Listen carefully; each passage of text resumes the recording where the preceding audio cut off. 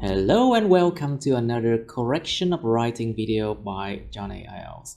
And now I am going to correct a writing for class IELTS 39. So 6 essays, but only 5 of them are here. Unfortunately, Mr. Bao is not here today. Okay, so Cambridge 16 test 2, writing task 1, okay, academic. So class, have you already watched both of my videos before you do this exercise? Các bạn có coi hai video trước của thầy đưa không? Trước khi làm bài này không? Why not? No, I mean, I need to ask all of you. Just be honest with me. Tất nhiên là có thầy ơi. No, just be honest with me. You need to do that. Các bạn có coi hết không? Did you watch both of my videos before you do this exercise? Coi mất nó thấy thiếu này. Sorry? Có coi thầy. Phương, did you do that?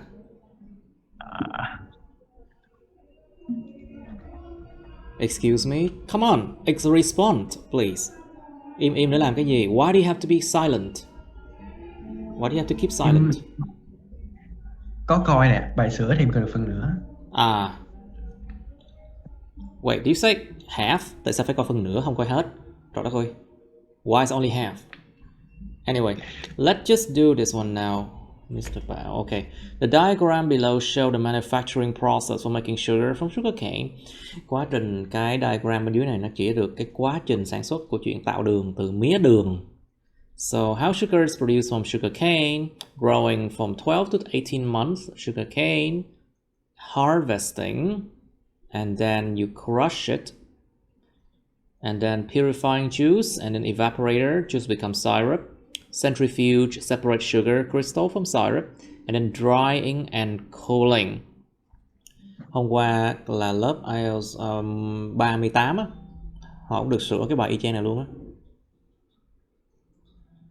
So basically, at class IELTS 38, they had the same task yesterday. All right, Bao, the diagram illustrates the process of making sugar through many stages. Thông qua nhiều giai đoạn ha.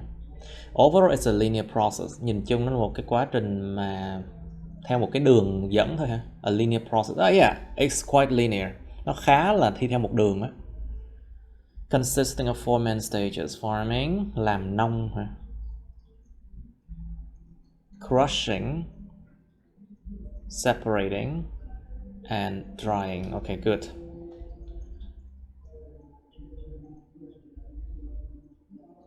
Okay, the first step is to grow sugarcane.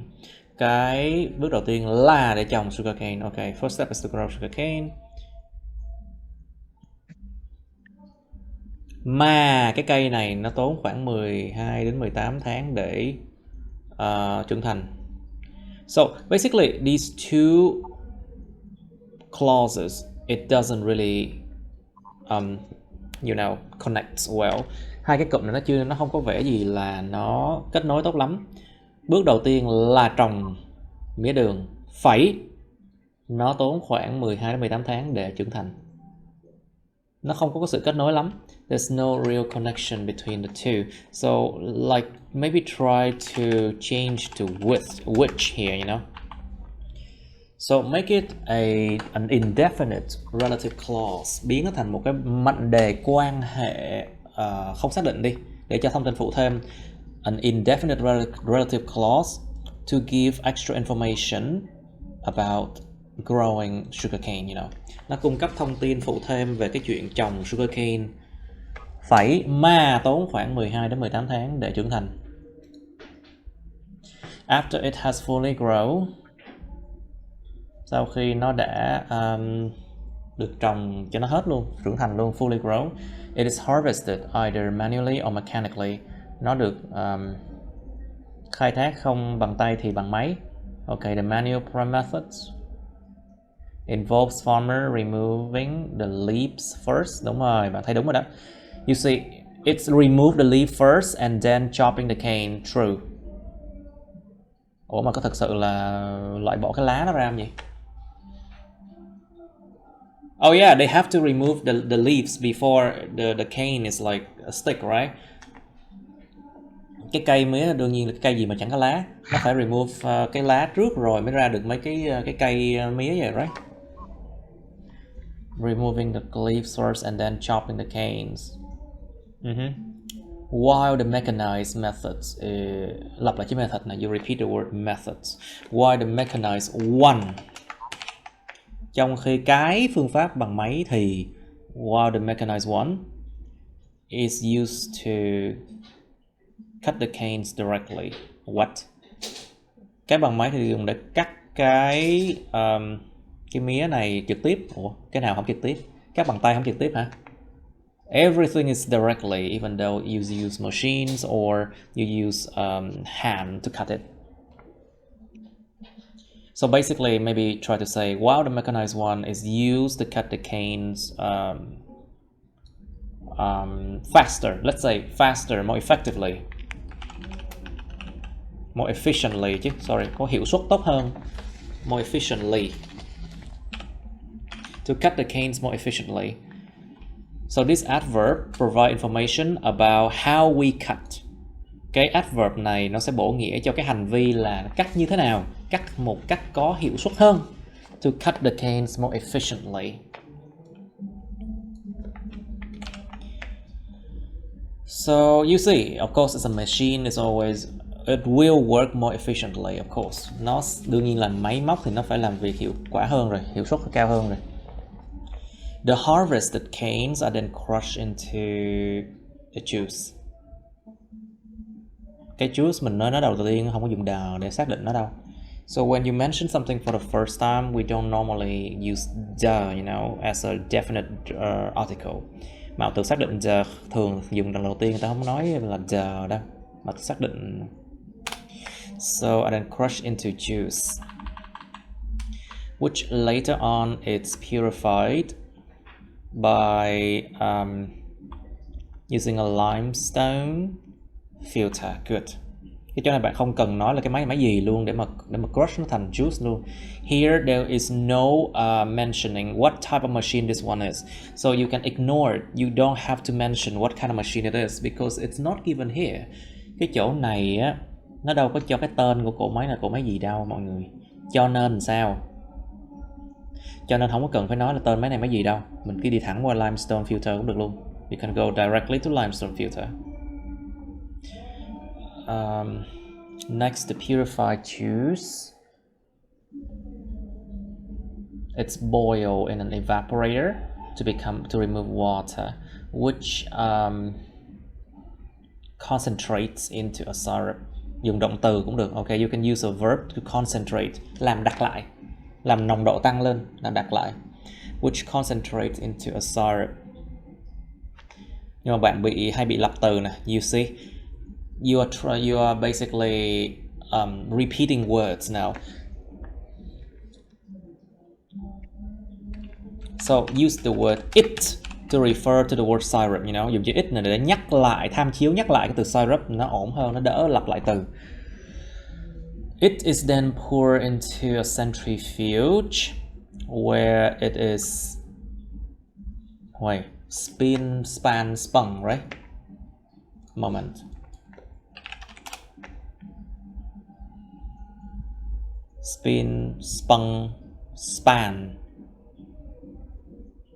Span, huh?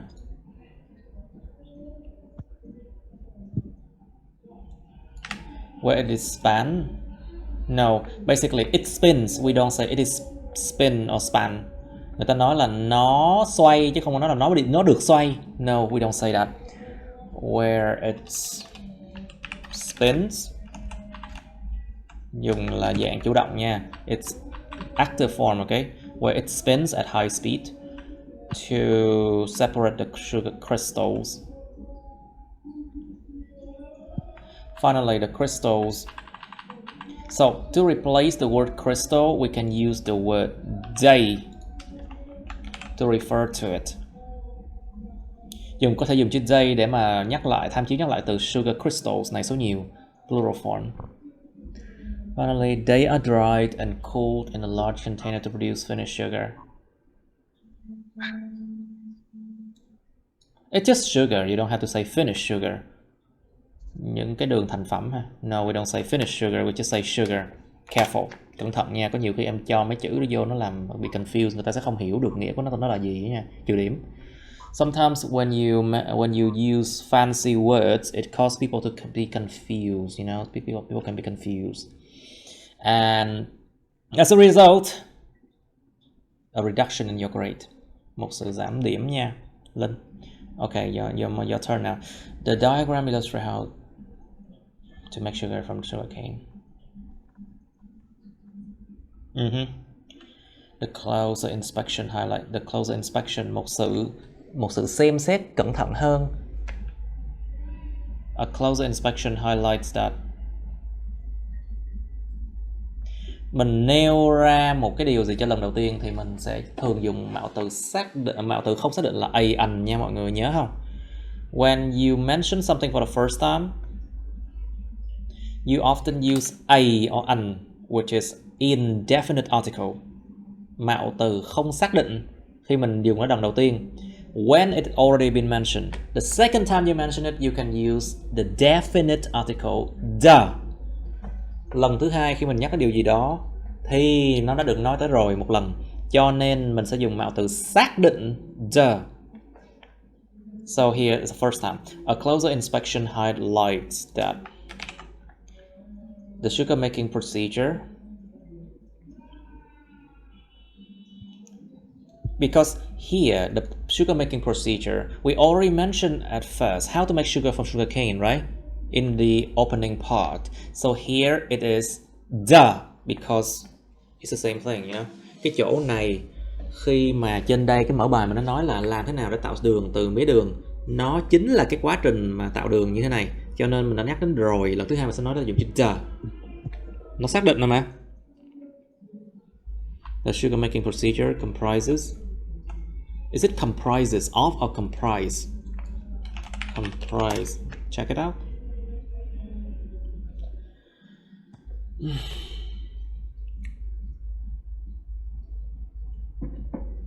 See, that's my net. My net is really bad now because of people karaokeing down there. Just really bad, I'm sorry. Anyway, comprises 7 stages. Which commences, mà dẫn đầu, mà bắt đầu với. Okay. Alright. Comprises 7 stages. I know something wrong with this one. Comprise plus only noun. Okay. Nó không có cái giới từ nào đó đằng sau đâu. There's no preposition after that. Okay. Comprises 7 stages which commences with long-term sugarcane cultivation. What? Sự gieo trồng mía đường lâu dài hả? With long-term sugarcane cultivation. Sự gieo trồng mía đường lâu dài, nó kỳ kỳ. It sounds weird, you know. Long-term sugarcane cultivation. Does it mean like that field they will grow sugarcane for like many years? That's long term, yeah. Long term là phải nhiều năm cơ. Trồng mía đường có phải giống như là kiểu cái cánh đồng đó nó trồng mía đường hoài suốt cái chục năm không? So long term sugarcane cultivation can be weird, you know. Cái này nó kỳ kỳ. Or let's just say sugarcane cultivation, okay? That's easier. Clearer, nó nghe nó rõ ràng hơn khi mình nói là sự gieo trồng mía đường thôi. It's easy like that. Sugarcane cultivation and ends with the finished sugar products. Với những sản phẩm đường đã hoàn thành. Ủa? Những sản phẩm nào? Nó chỉ có đường thôi à. It's only sugar. There's not many products here, you know. So be careful.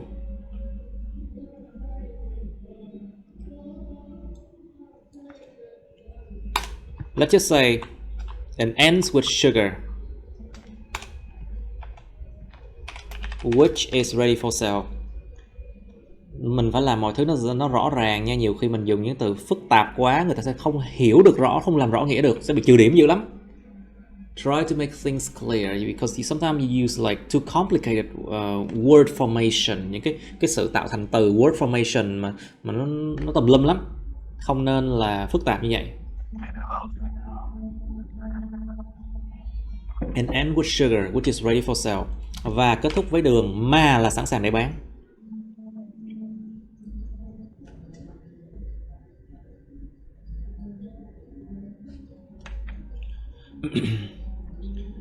As is illustrated in the diagram, the initial stage is sugarcane being grown and nourished by farmers during.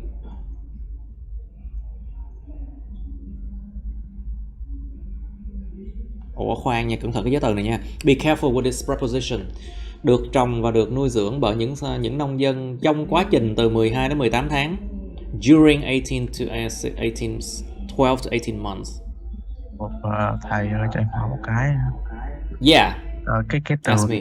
nourish, Nourish, yeah. nuôi dưỡng, nurture. Alright, just continue again now. Hopefully it's fine. Rồi, cái chữ nourish này nó bằng cái chữ nurture nha, nuôi dưỡng. Okay, during 18 to 18 months. Okay, fine. I'll let it go. I will let it slip.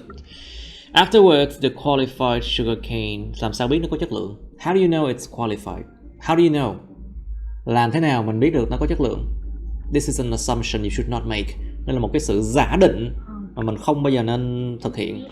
Tại vì mình không biết rõ ràng nó có qualify hay không. You don't know about this. Afterwards, the sugar canes are harvested.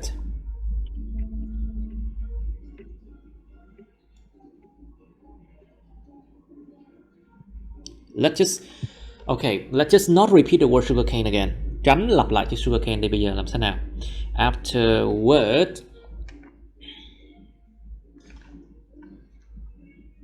let's just say sugarcane without s, okay? Cái mía đường thôi, chứ không cần phải là những cây mía đường. It's the sugarcane being grown. Afterward, it is harvested. Sau đó nó được thu hoạch. Afterward, it is harvested either automatically by a reaper or manually by sickle.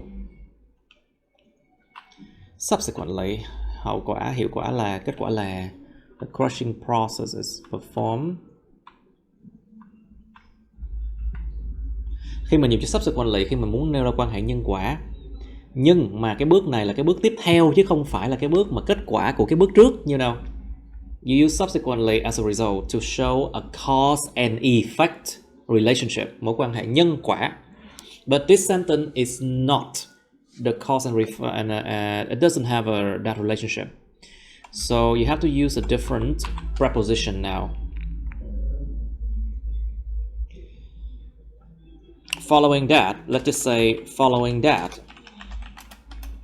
Theo sau cái điều đó thì sao? Following that, the crushing process is performed by a crusher with two huge wheels. Ok, một cái máy nghiền với hai cái bánh rất là bự. Two huge wheels which crush the harvested sugar canes to juice. Ok, cái chỗ này sugar cane nó xa với lại cái lần đầu tiên sugar cane xuất hiện trong đây, cho nên là mình sẽ mình sẽ ổn cho nó xuất hiện đây được. Because sugarcane here is far away from the first word sugarcane here, I will let it be here. Leave it.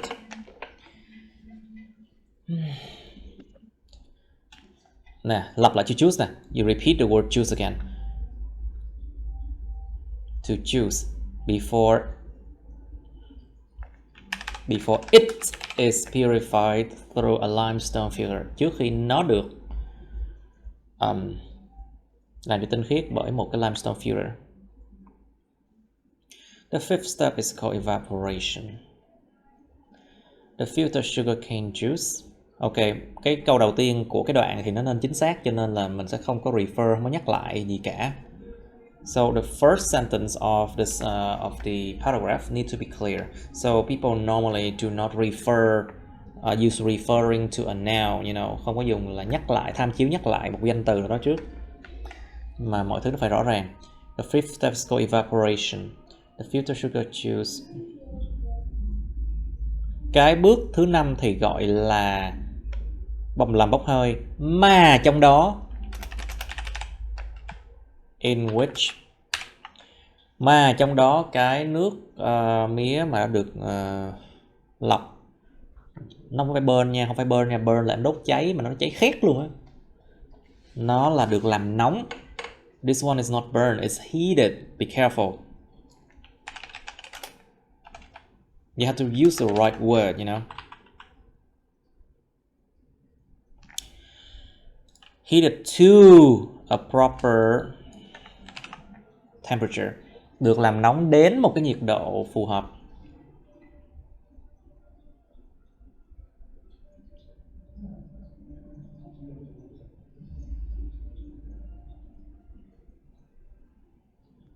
Lặp lại cho sugarcane juice nè. You repeat the word sugarcane juice nè. You can say the liquid mà làm cho cái chất lỏng đó, that make the liquid thicker and turns into into syrup. Okay. Cái chỗ này tại sao thầy dùng in which thì mở ra một cái mệnh đề quan hệ không xác định ở đây. Why do I use in which here and open up an indefinite relative clause? Because this one is clearly an explanation of what evaporation does, you know. Tại vì khúc này nó giống như rõ ràng em nói lên được cái giải thích ra được cái evaporation nó bao gồm cái gì, you know. Cho nên là đưa mệnh đề quan hệ không xác định để mà giải thích, đưa lời giải thích một cái điều mà phụ thêm đi. So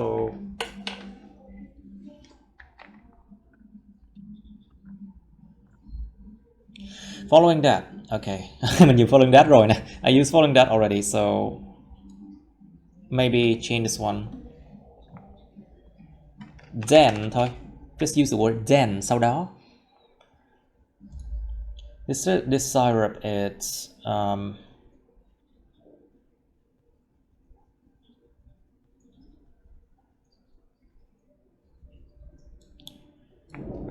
it thôi, chỉ cần dùng chữ it để nhắc lại cái chữ syrup thôi. You just need to use the word it to refer to the word syrup, you know. Sau đó nó được đổ vào cái centrifuge. Yeah. Following that, it is poured into a centrifuge and the sugar crystals are separated from it. Và những tinh thể đường được lấy ra, được tách ra từ nó, separated from it. Finally, having been dry and cool, sau khi đã được dry and cooled, having been dry and cool rất tốt, biết cách dùng là tốt đó. You know how to use this one. Having been dry and cooled, có phong cách. This is a kind of style that we need to aim for.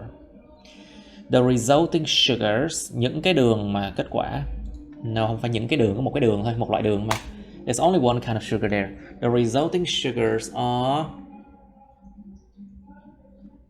is chứ nhỉ? The resulting sugar is packed and delivered to the cell agent for further consumption. Cái điều này là một cái điều giả định nha, tại vì nó không có nêu lên trong cái bài này. This is clearly an assumption because it was not mentioned here.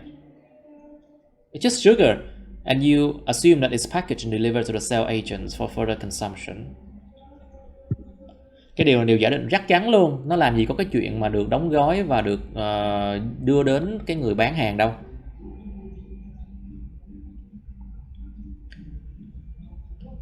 However,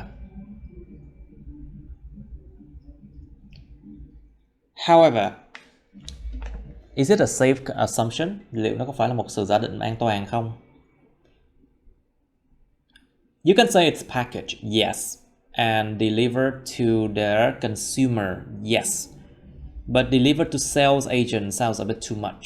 Mình có thể nói là được đóng gói và được đưa đến người tiêu dùng, ok. Nhưng mà được đóng gói và được đưa đến những nhân viên kinh doanh để có một cái sự tiêu thụ sau đó, nó quá đáng. You know, that's too much, you know. So delivered to and delivered to the consumer đi. What's that?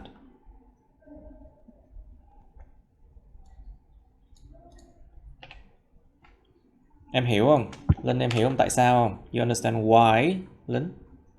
Có. Nó có những cái sự giả định an toàn và có những sự giả định quá đáng không an toàn. There are safe and unsafe assumptions. Ví dụ em một cái ví dụ mà dễ hiểu nha. Bây giờ nếu mà Linh nói là Linh em học IELTS được 5 rồi, thì cái sự safe assumption đó là cái gì? Safe assumption người ta sẽ nói là chắc bạn này đã quen với cái cấu trúc đề thi. Đó là safe assumption. Còn cái unsafe consumption ở đây là gì? Trời, chắc bạn này bắn tiếng Anh như gió. That is unsafe. Các bạn hiểu không tại sao không? Which is safe and unsafe assumption, you know why? Yeah.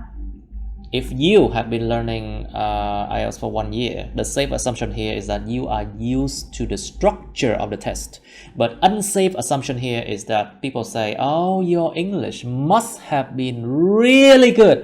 That is unsafe. Because that's too much. Nó không an toàn tại vì nó quá đáng quá.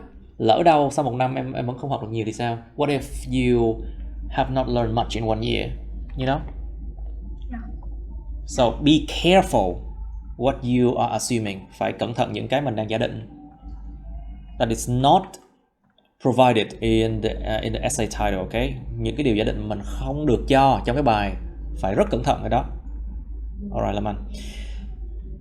The diagram is okay. Bắt ra. Overall, the process includes 7 steps, drawing of the main branch. What? For từ cái sự trồng của cái cành chính. What? Tại Cái cái cành trồng chính. mía, ta trồng một cái cành đó thầy. What? Có bằng cái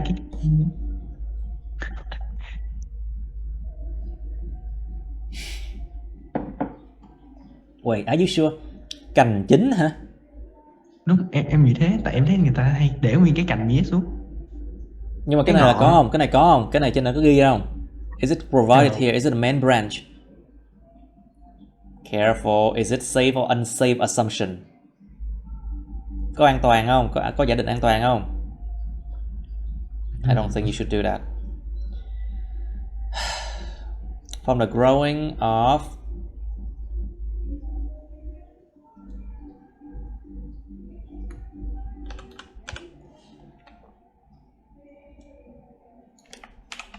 to selecting and tackling that. What? Đến cái chuyện lựa chọn và tackling hả? Giải quyết hả? To selecting and tackling that are performed by laborers.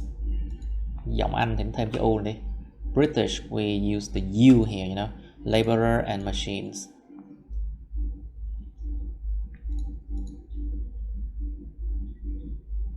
Xử lý, người ta sao dùng từ tackle ở đây? Processing. Tackle là tackle problems, you remember? Tackle issue, remember? But we don't say tackle a sugar cane. We say process. Phải dùng đúng từ phù hợp. And processing that are performed by laborers and machines. The first step.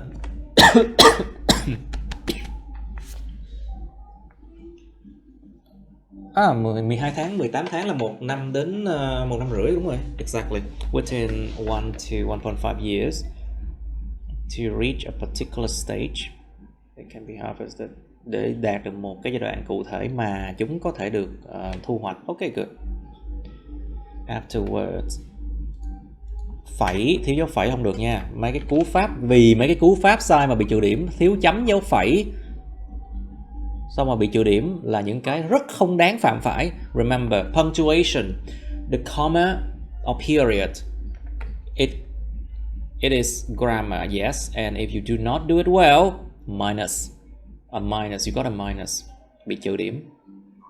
Thấy oan mạng không? Có đáng phạm phải mấy đâu? Tại vì bất cẩn thôi. Because you are careless, you make mistakes. Do not do that.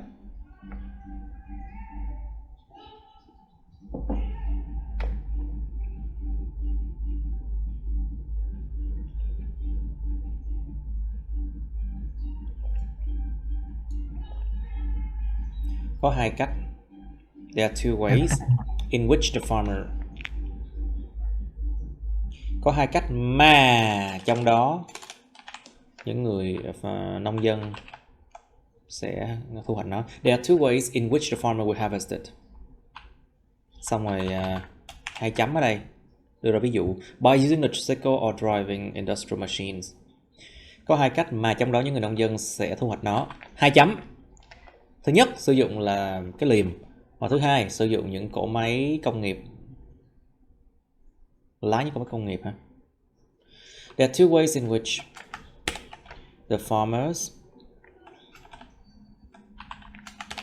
will harvest it.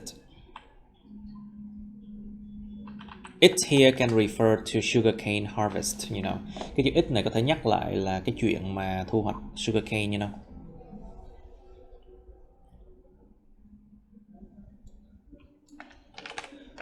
Thường nhớ không, mấy cái process không có ngày tháng năm gì đó, đừng có dùng cái thì khác ngoài thì hiện tại nha mọi người. In processes that does not involve like year or time or something, do not use future tense or any other tense in here. Just use simple present, okay? Hiện tại đơn thôi được rồi. Which farmer can harvest it by using a sickle or driving? Okay. What? The connectedly, what is that? The connectedly là gì vậy? I don't understand this. What is that? Kiểu theo sau hoặc là liên kết với cái khúc trước á thầy. What? The connectedly, there's nothing like that. Không có từ nào như vậy đó. Trời ơi, này viết thành câu khác đi, cái câu này nó dài lắm rồi. This is long enough. End the sentence here. Sau đó là được rồi, tại sao phải phức tạp? Then the sugar canes are... Wait, cái chữ sugar cane này nó xa cái chỗ đầu tiên. Okay, this sugar cane is far away from the first word sugar cane here. Okay, are crushed and I extract the juice. Cái máy nó extract chứ không phải là cái sugar cane này chủ động extract, cho nên là phải là dạng bị động. Should be passive form. Who extract the machine, not the sugar cane itself.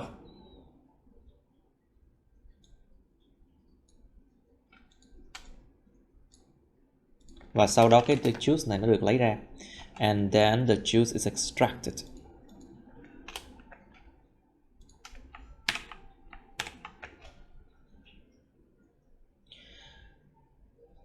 But in that juice still some impurity. Trời ơi, thiếu động từ nè. There's no verb in here.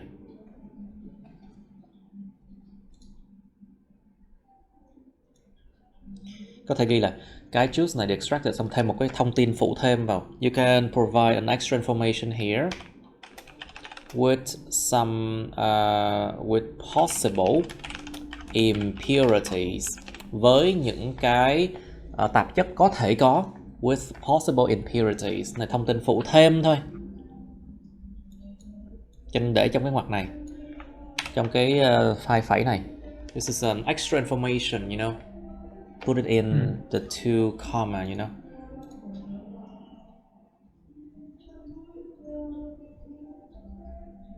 Trời ơi, cái câu này quá dài nha em nên dừng ngay cái chỗ này, ngay một câu thành một câu đi. You should end it here already.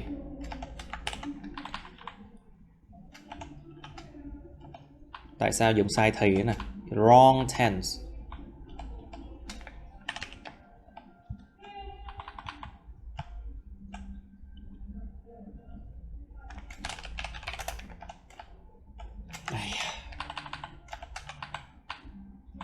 Nó dùng sai thì quá đi. Wrong tense. The fluid is purified through a limestone filter. At the next step. Này không có cần phải bỏ vô phẩy đâu. The next step. Following the line from step 4 to 5. They are evaporated by undergoing. Chúng được đằng sau mấy cái giới từ này nhớ không? Động từ thường là sẽ ở verb in. Remember? After preposition, the verb are normally in verb ing form. So that's why by undergoing the high heat and leaving the syrup.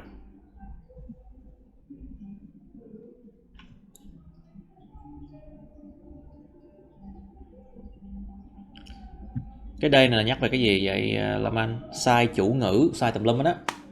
What is Cái, the day here referred to? Có phải là cái fluid không? Are you trying to refer to the word fluid? But it is singular, số ít mà. Lại sai thấy không? It is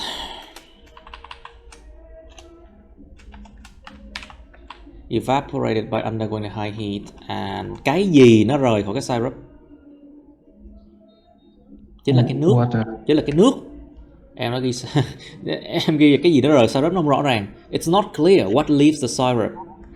It's evaporated by undergoing a high heat and water leaves the syrup. Và cái nước nó rời ra khỏi cái syrup.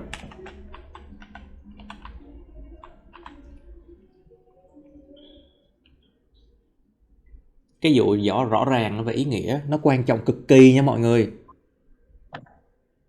Tại vì người ta không có đọc rõ ràng, người ta sẽ bị hiểu sai bị trừ xuống còn 5 chấm đó nha. You have to make everything clear so people can understand when they read it. If they misunderstand, your grade will go down to band 5. Be careful. Không có đùa đâu, thiệt luôn á. The sixth step, the liquid will be changed. What will be changed the centrifuge? What? Cái gì thế này? Có vấn đề gì nè mọi người? What's the problem here? Is TRAN đó thầy. Em dùng sai thầy á. Tại sao thay đổi là sao không hiểu?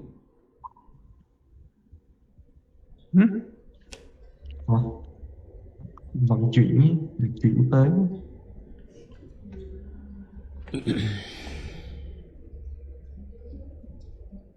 Được chuyển tới cái centrifuge đúng không? The liquid it's cái liquid này được đặt vào cái centrifuge đúng không? It's like the liquid is put in a centrifuge. Được đặt vào một cái centrifuge đúng không?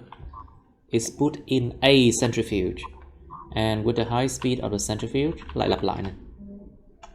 Và với cái high speed của nó, and with its high speed, và với cái tốc độ cao của nó, and with its high speed, the syrup is separated. Cái syrup này nó được tách ra để trở thành hai sản phẩm, to become hai sản phẩm bao gồm cái gì đó.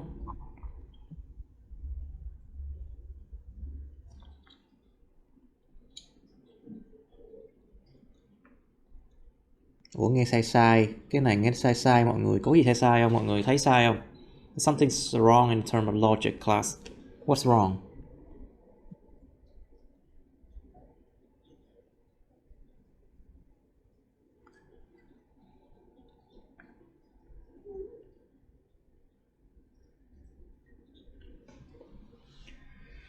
All right. I accept that.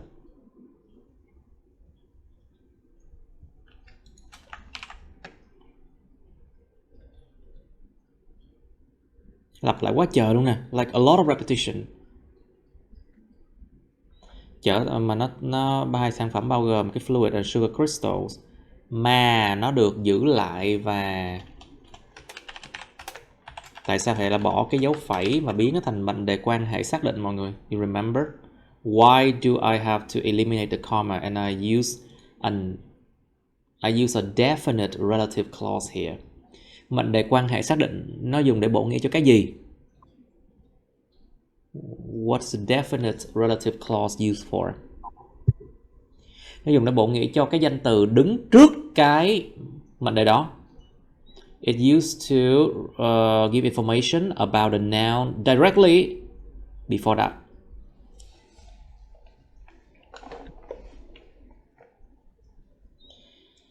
Chứ không phải nếu mà dùng dấu phẩy người ta sẽ không rõ được là mệnh đề quan hệ đó nó bổ nghĩa cho cái gì. So if you use a comma here, it becomes indefinite relative clause and people can be unsure what this one refers to. Tại vì cái mệnh đề quan hệ không xác định á, nó sẽ có thể dùng để bổ nghĩa cho những cái gì đó đằng xa xa khỏi cái mệnh đề luôn, cho nên nó sẽ không rõ ràng, cho nên phải bỏ cái dấu phẩy là vậy á.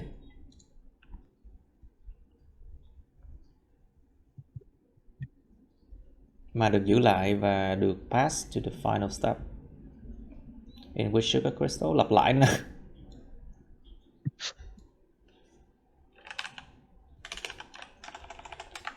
In which day we experience two processes that are drying and cooling. Okay. Nói chung rất nhiều vấn đề về logic. A lot of logic problem.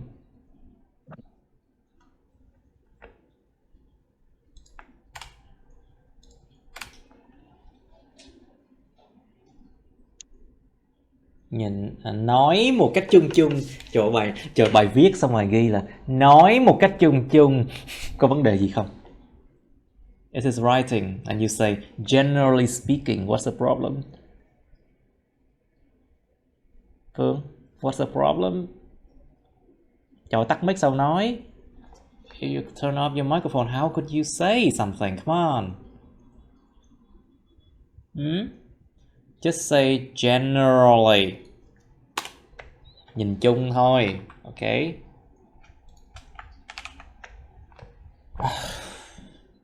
The sugar production totally requires... Ủa? Cần tổng cộng hả? Totally requires... Không, người ta không nói vậy. Người ta nói là require a total of. Cần một cái tổng là 7 bước. Require a total of 7 steps. Totally requires, nó sẽ gây hiểu lầm hoặc là người ta không hiểu. When you say totally require something, people confuse what? So just say it requires a total of 7 steps. Clearer, nó nghe rõ ràng hơn không?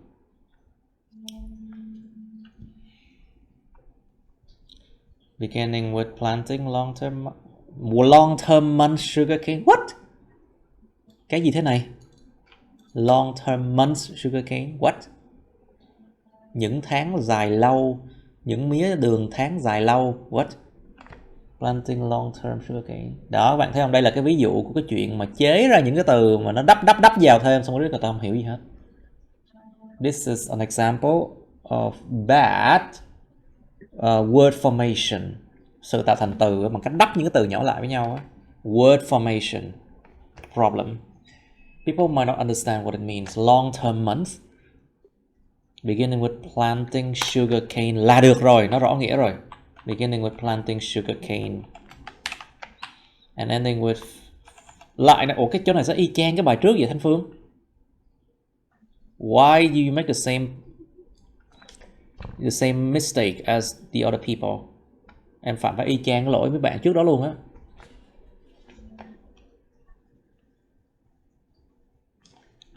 Product gì có một cái đường thôi.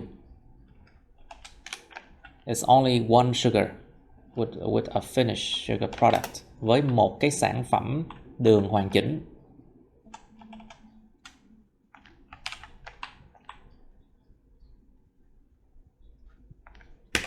Xong cái chuyện sẵn sàng để bán là chuyện phụ thêm thôi, đưa vào dấu phẩy đi. The fact that they're ready for sale is just like optional. Just put them in here with a comma. The first stage of the process is growing sugarcane from it. It's 12. Cẩn thận nha, đọc cái đoạn này đi các bạn sẽ thấy có vấn đề về logic liền. Just read it, you see a logic problem. Giai đoạn đầu của quá trình này là trồng mía đường từ tháng thứ 12 đến tháng thứ 18. Vậy thì tháng thứ 1, tháng 12 không trồng hả? From 12 month to 18 month period. Does it mean from month number 1 to number 12 you don't do anything? See? Wrong preposition. Đã thấy chưa? For là cái giới từ phù hợp nhất đây. Cho 12, cho một cái giai đoạn từ 12 đến 18 tháng. Cho một cái giai đoạn từ 12 đến 18 tháng. Nó là đúng chính xác hơn. For a 12 to 18 month period. cho một cái giai đoạn từ 12 đến 18 tháng. Chứ không phải là từ tháng thứ 12 đến tháng thứ 18. Khác nhau về nghĩa nha. There's a difference in meaning between for a 12 to 18 month period and from 12 to 18 months. Big difference in meaning. Khác biệt lớn về nghĩa đó.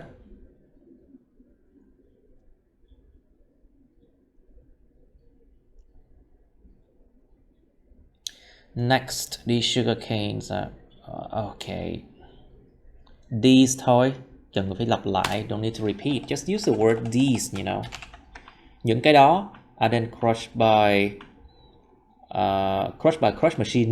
Lặp lại nè. Repeat the word crush like this. I don't like it. Crushed by a machine to produce juice. Which is then purified. Mà sau đó được purified in the fourth step. The juice is put into a limestone filter and purified. If in a suitable temp. Được làm nóng trong một cái nhiệt độ phù hợp. Being heated in a suitable temperature. Thực sự là làm nóng đến một nhiệt độ thích hợp thì đúng hơn. People say heated to a temperature by an evaporator to create a syrup.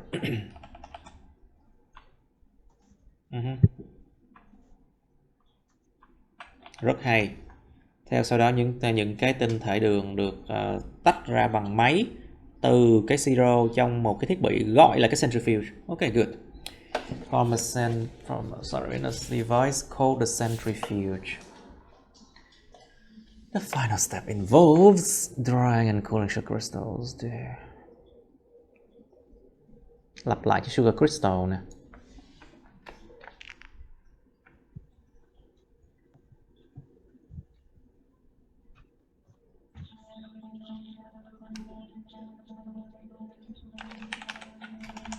Cooling dump. You can use dump to refer to sugar crystals here. Dùng chữ dump mà nhắc lại chữ sugar crystal ở đây. Tại vì sao dùng dump mà phải dùng dây? Tại vì đằng sau mấy cái mấy cái động từ nè, nó đóng vai trò là object. Cho nên là phải là dump chứ phải dây. You need to use dump here because it's after a verb, so it acts as an object. So dump but not dây. Drying and cooling dump to make the sugar. That we consume. Rồi, xong. Một đại từ nhân xưng. A personal pronouns. To make the sugar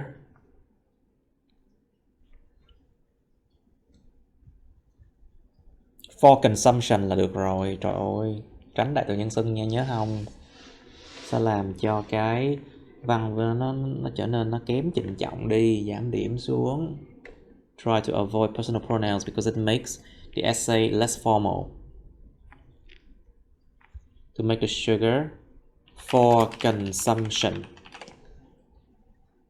là được rồi, không có cần cái khúc này nữa, bán trên chợ gì nữa. It's like it's not a good assumption. Không phải một sự giả định tốt đâu.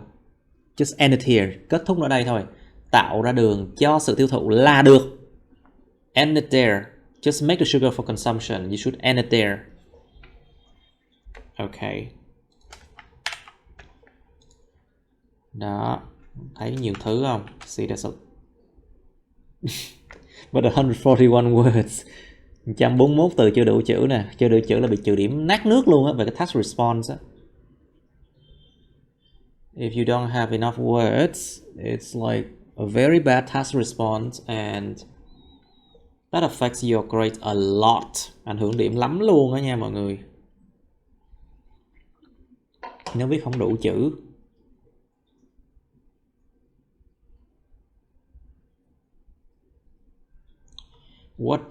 So what can you write here if you don't have enough?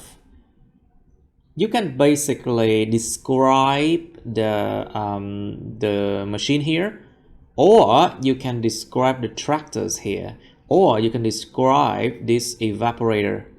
Mình có thể thêm chữ bằng cách mà mình miêu tả là cái này nó thô sơ lắm. You can describe this one as being crude, or you can describe this one as being efficient. Có thể miêu tả thêm đi.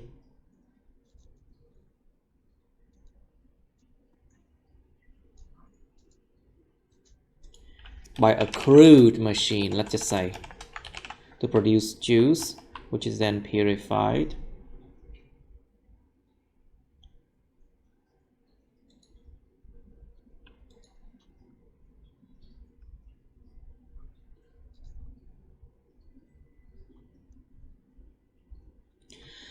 By an evaporator, by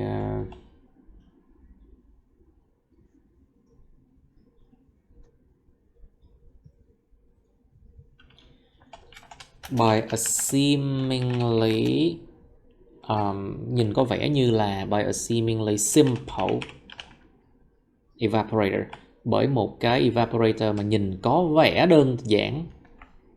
Let's just use that. By a seemingly simple evaporator to create the syrup.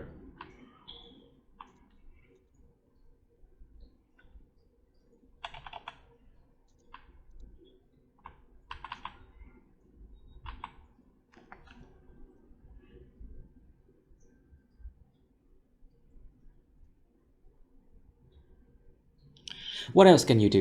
Basically, you can. What else can you do?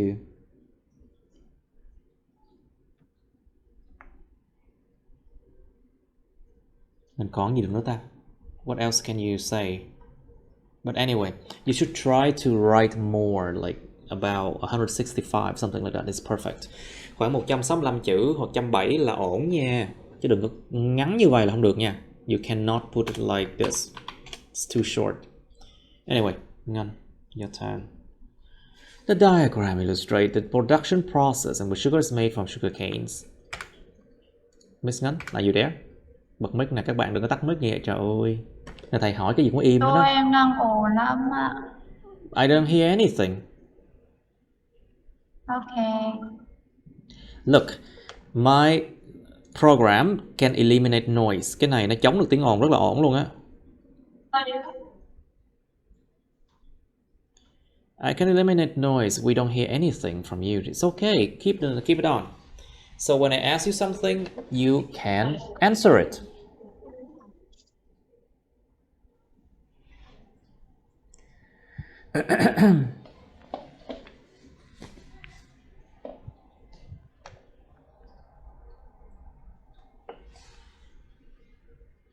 Ủa sao mấy bạn làm mấy cái này y chang nhau vậy? It sounds very similar to each other. Có 7 bước mà bắt đầu với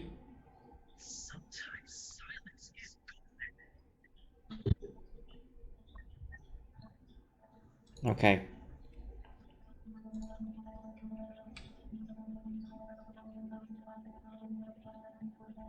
Okay. Cái chỗ này biết làm sao không? Muốn cái chỗ này nó có nên là tách nó ra viết thành chữ cho nó có thêm chữ. I think you should write words here instead of like writing like this. Over a 12 to 18 month period.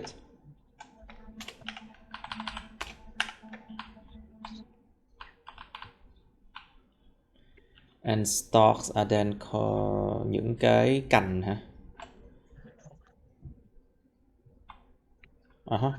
A crusher which plays of turning harvested sugar cane into juice.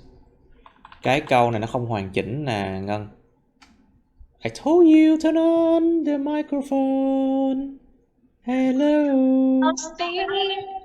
No, we don't hear anything. Các bạn có nghe tiếng ồn gì bên Ngân không? Dạ không. Không, thấy chưa? You don't have to turn off. Come on. Thói quen xấu rồi.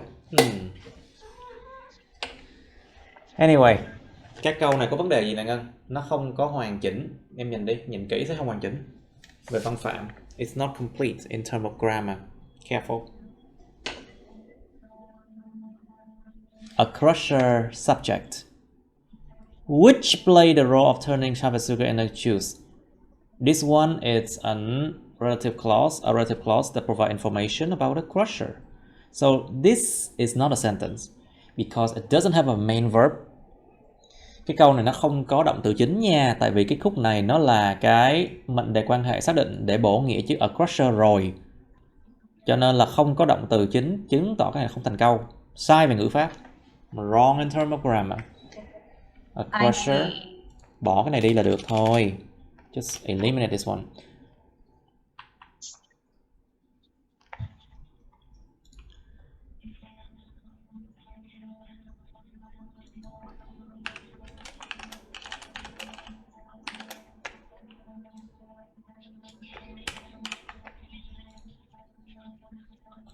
Once the transformation has finished. Hả? Sự biến đổi hình dạng. What? Có hơi quá đáng không? Is it too much transformation? Yeah. Yeah, Tại vì nó từ it cái cây sounds, trở thành nước mà thầy. but it sounds a bit weird, yeah? I don't think so. Okay, fine. I'll accept that. I'll accept that. Okay, tôi sẽ chấp nhận. Okay. Once hy vọng và những giám khảo khác cũng sẽ chấp nhận. I hope the other examiner will accept your transformation too. Once the transformation has finished. Một khi sự biến đổi hình dạng, biến hình đã hoàn thành. This liquid is purified by limestone filter. Okay, I accept that. Ủa mà khoan nha, nhiều chữ vậy.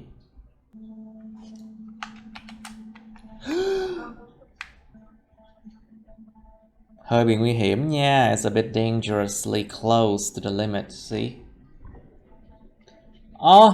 Bỏ 3 chữ này đi là nó còn 149 thôi nha. If I eliminate this one, it's only 149. Oopsie. Oops. Try to write more. You should try to write more. In the next stage of the process, trong giai đoạn tiếp theo của quá trình này, đó, một cách tốt để kéo dài thêm chữ nè. It's a good way to make it longer.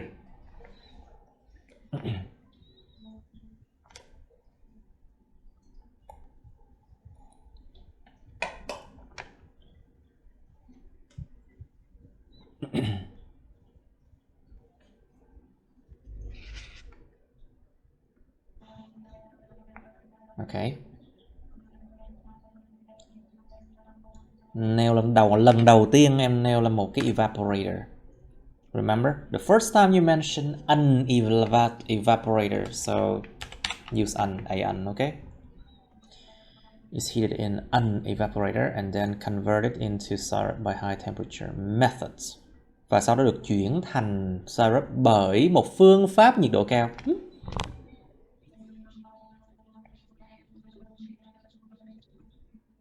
Nó chỉ cần là chuyển thành syrup ở trong nhiệt độ cao thôi.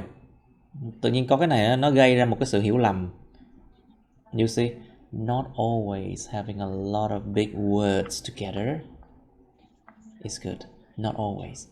Đâu phải lúc nào có một đống chữ chung với nhau cũng là tốt đâu nha. No, nó phải rõ ràng. Convert it into syrup by high temperature.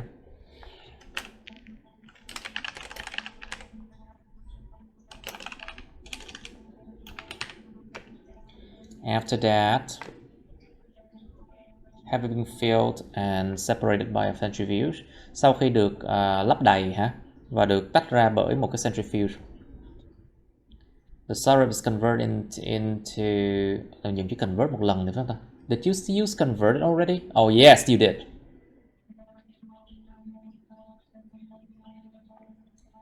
Nào, turned into bị biến đổi thành. Turn into finish sugar crystals. Nó chưa finish nha. Sugar crystal còn phải làm bước nữa nó mới finish. It's not finished yet because sugar crystal has to be made, dried and cooled into sugar.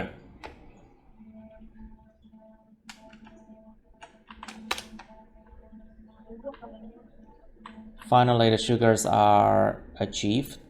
Đạt được thành quả. Cái từ achieve là đạt được thành quả nha. Còn cái này mình phải ghi là những cái đường này lấy được.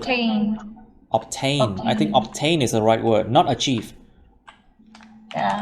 You have to use the right word. You see, the sugar obtained by drying and cooling these crystals. Lặp lại chữ crystals này.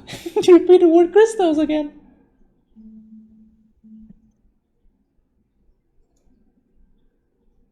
Mà chỉ nó có một cái loại đường thôi, nó chỉ là một cái đường nói chung thôi. Trong cái bài nó ghi chỉ sugar nói chung mà.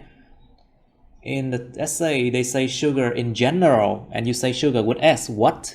Remember, sugar is uncountable, right? Nhớ nha, đường đâu đếm được đâu. Mà nãy giờ mấy bạn thầy đếm được ít nhất 3-4 bạn là dùng chữ sugar đếm được nữa.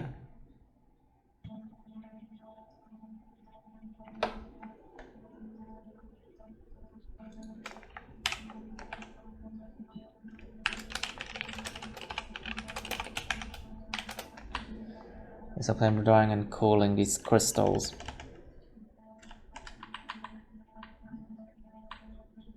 Hả? Cuối cùng cái đường được nhận được bằng chuyện là bằng chuyện là làm khô và làm mát những tinh thể này và được tiêu thụ bởi con người. What? Có vấn đề gì đó ở đây. It's a problem here.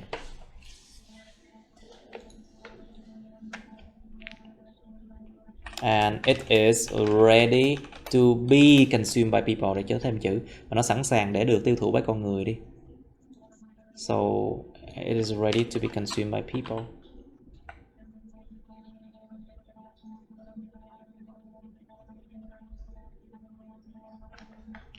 Thêm chữ nè.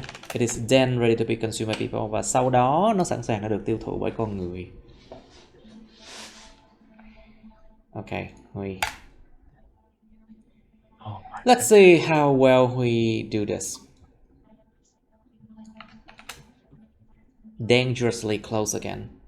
Nó gần với cái mức limit một cách rất là nguy hiểm luôn á. Careful class. Nhưng mà cái bài này chưa phải cái bài nguy hiểm nhất đâu. Thầy còn đụng một cái bài nó còn khó nói dã man hơn nữa. Hồi xưa nó chỉ có một cái cốc thôi, một cái ly thôi. Nó chỉ là một cái ly để mình lọc nước thôi. Mình phải miêu tả nó. Và nó rất là có ít thứ để nói. Cái bài còn ác ôn hơn nữa chính là cái bài hòn đá. Hòn đá là cái hòn đá, cái bài hòn đá là cái bài mà miêu tả cái hòn đá cổ đại á, cái bài một trong những cái gọi là bài kinh khủng nhất mà học sinh có thể gặp phải trong thi IELTS á. Nó có cái hòn đá thôi, 3 cái hình, 3 cái năm đó hết, kêu các bạn miêu tả. Các bạn nói chung các bạn phải nhìn nhận so sánh thật kỹ mới có thể tìm moi được những phương cách, moi được những cái để nói. Bài này là còn mấy bước là hiền đấy. Nó có nhiều cái để nói. Là hiền đấy. Có nhiều cái bài nó không hiền. sao? The diagram shows steps and equipment involved. Đúng rồi, giỏi. Equipment không đếm được. Tốt. You remember the equipment is uncountable. Good. Okay, involved in the production sugar from sugarcane. Yes, overall there are several. Mình thích cái kiểu mà viết số 7 giống như nè. I like it when you write 7 in words. In a procedure. Trong Việt Nam mình nó cũng vậy mà thầy. Oh really? Thì kiểu mấy cái số nào mà nó nhỏ thì mình viết chữ ra chứ ai lại viết cái kiểu số ấy. Tại vì thường á là chừng nào cái mà viết ở Việt Nam mình nó đã vậy rồi mà. Oh yeah, in Vietnamese writing also I remember. If small number you write it like in words I think. Một số người, không phải là số 1 xong rồi số người nè, nó ghi là thẳng là 1 MOT chấm luôn, một ghi thẳng vào chữ luôn. Okay, good. Good, you can apply that rules now. Yes, you can. Nếu mà phải thay đổi mấy bạn kia phải thay đổi hết luôn á. Like if that is the case, all of you need to change that as well. So like this. 7. There you go. Okay. Ủa, lặp lại ý này nè. You repeated this word. You remember here. Sugar from sugarcane nè. Hình như Thanh Phương bị mạng yếu. Making sugar from sugarcane.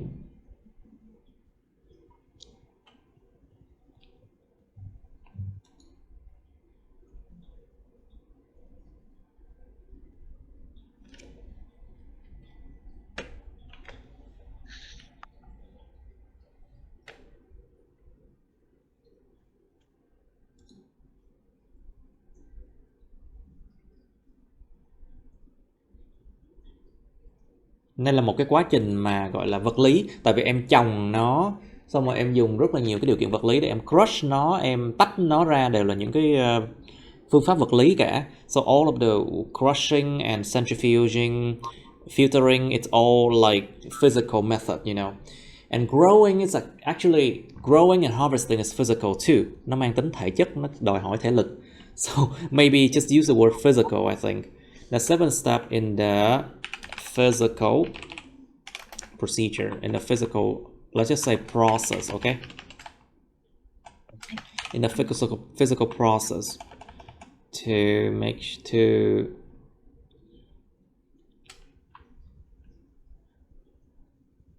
planning hay planting vậy Huy? Trồng đó thầy. Planning hay planting? Thấy Planting. chưa? Trời ơi, do lỗi sai chính tả nên ảnh hưởng nó hiểu. See, because of typo mistake. Chỉ vì typo mistake thôi mà nó ảnh hưởng người ta hiểu. It affects how people understand your essay. Cho nên là tôi nói phải cẩn thận là như vậy đó. You have to be careful.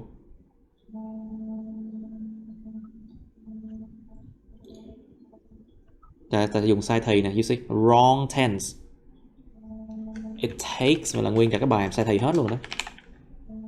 It takes 12 to 18 months to farm the sugarcane.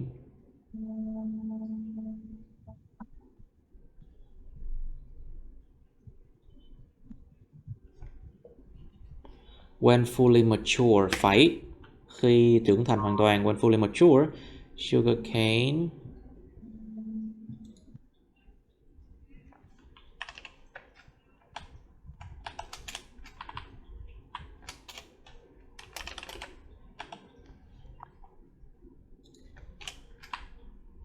được thu gom, thu hoạch by human manually.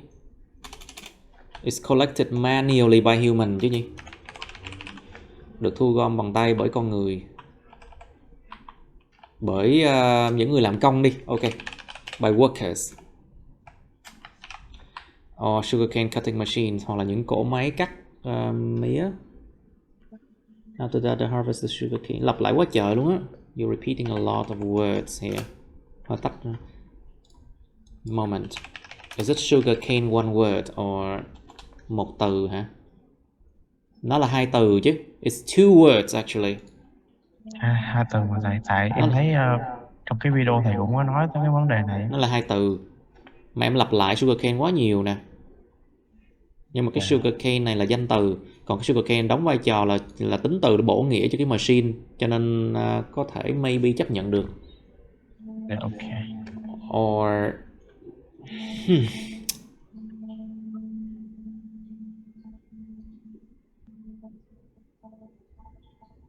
or maybe by large cutting machine đi, bởi những cỗ máy cắt là to lớn đi. Ok. Lặp lại. Em không biết làm sao để tránh những cách lặp lại, kiểu em không có ý tưởng nào để thay thế cái từ đấy. Sau đó nó được đem đến một cái cỗ máy nghiền.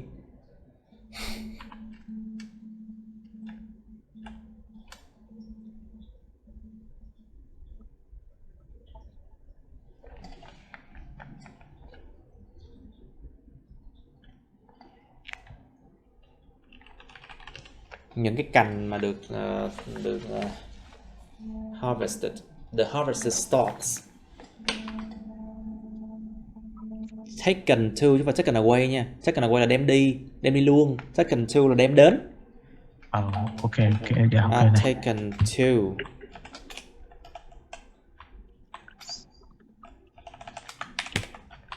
A crushing machine.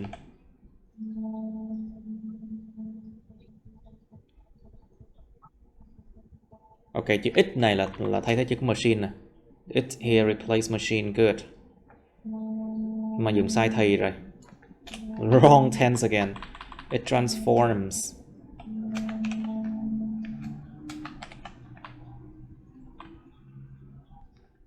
cái chỗ này nó xa cái câu đầu tiên mà dùng chữ sugarcane cho nên nó chấp nhận được nè. This is far away from this sugarcane now so you can accept it. When crushing is finished, khi cái việc mà nghiền nó hoàn thành đó, dùng mấy cái này để mà câu giờ, giống kiểu mà tăng thêm chữ này, đúng rồi. You can use these things to increase word count, yeah. Bị bí từ When quá crushing is finished, yeah. Bị bí câu văn quá nên em bất chấp. Có thể làm cách đó. You can do that to increase the word count. Sao không ghi là khi việc lọc nó hoàn thành, khi việc centrifuge hoàn thành. Theo được mấy chữ không? Yeah. Được. Nhưng mà đừng có abuse, đừng có lạm dụng nó nha. Don't abuse it. Don't say like when crushing is finished, when centrifuging is finished, when the growing is complete. Don't abuse it, you know. Đừng có lạm dụng nó. Nhưng mà vẫn hợp lý đúng không? Hợp lý. Ok, vẫn xài, đôi khi vẫn xài được. You can use it. Ok thầy. You can use it, just don't abuse it. Ok. Trời ơi, tôi nghĩ cái cảnh mà tôi phải sửa bài writing test 2 cho 6 người, oh my god. Có một sự ớn lạnh không nhẹ.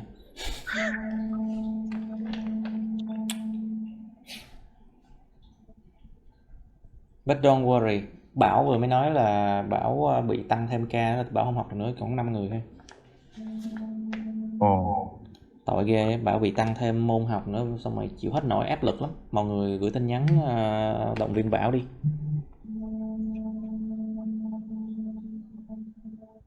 Kiểu thấy Bảo bận bịu quá. I know, he's really busy.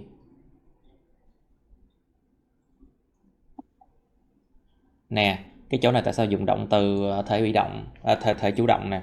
Ai làm nhiệm vụ filter? Who does the act of filtering? You don't know. Yeah. So, you don't know. And this is unclear, cho nên không có rõ ràng là ai làm nhiệm vụ filter. When crushing is finished.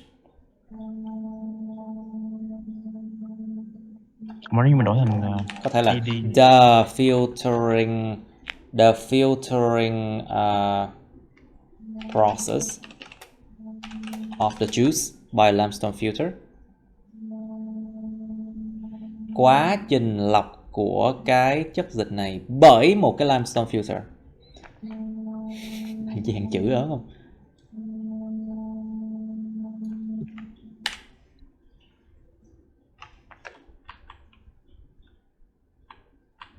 Starts to remove any impurities, bắt đầu loại bỏ bất kỳ những cái tạp chất. Quá trình lọc của cái chất lỏng này bởi một cái limestone filter. Đúng nghĩa là ăn gian chữ luôn á. Hồi xưa thì còn kinh khủng hơn. Ví dụ 1995 thì ghi là cái gì? 5 years before the turn of the 21st century. Hồi xưa còn lầy đến mức đó. 1995 là 5 năm trước sự chuyển giao của thế kỷ 21. Lầy đến mức đó. I mean, this is a bit too much, you know. When you paraphrase, don't be too much like that, okay? Lầy vừa thôi, nói chung là lầy vừa thôi. Oh my god. In the next step of the process. They use rồi, chết. Họ sử dụng. Đó, thấy không? Đại từ nhân xưng, thấy không? Personal pronouns, you see, you should not use it there. Trong giai đoạn tiếp theo của quá trình này, một cái evaporator được sử dụng. Dùng dạng bị động nó đi.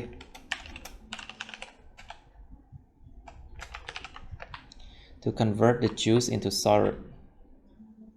Biến đổi cái juice thành ra là siro. Thực sự siro các bạn biết không? Là ít nhất là 50% là đường trong đó. 50% nha. Là đường thì nó mới gọi là siro được.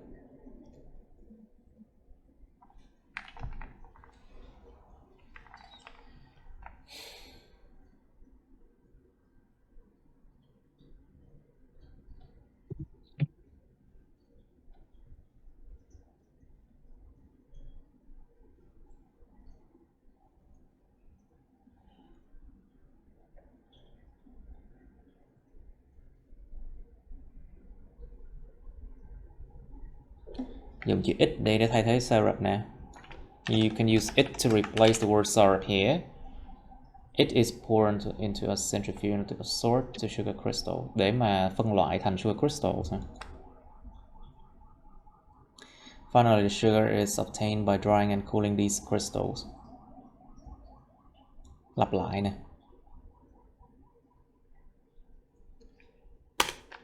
These là được rồi, những cái đó. By cooling these. Nhưng mà cái lượng chữ có đủ không? Is word count enough? Still dangerously close. Wow, vẫn đủ Nó rồi. vẫn rất là gần mà nguy hiểm luôn á.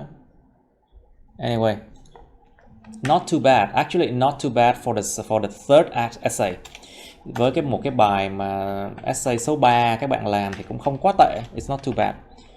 Now, so Cam 16, test 2, writing test 2.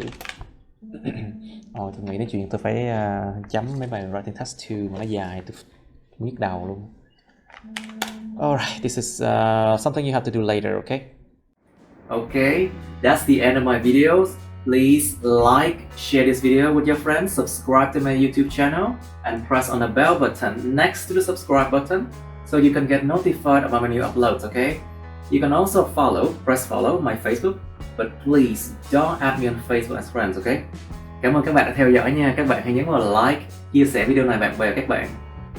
Nhấn vào nút đăng ký kênh YouTube mình và nút cái chuông kế bên cạnh để đăng ký kênh đó, để mà các bạn sẽ được thông báo về những video mới nha. Các bạn cũng có thể nhấn vào nút theo dõi Facebook mình, nhưng nhớ đừng kết bạn Facebook mình nha. Thank you and see you. Bye.